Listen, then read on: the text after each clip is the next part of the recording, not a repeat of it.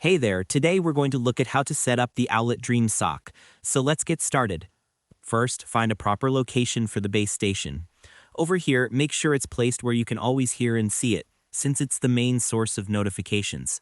After that, ensure the base station can be heard clearly over background noises like a TV or noise machine, and make sure it's not covered.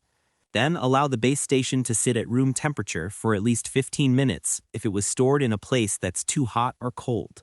Over here, place the base station where it can wake you up at night if needed.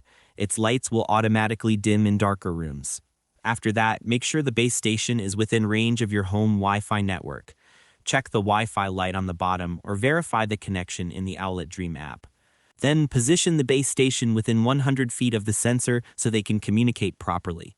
Over here, keep the base station and its cord at least 3 feet away from the crib and out of the baby's reach to avoid any hazards.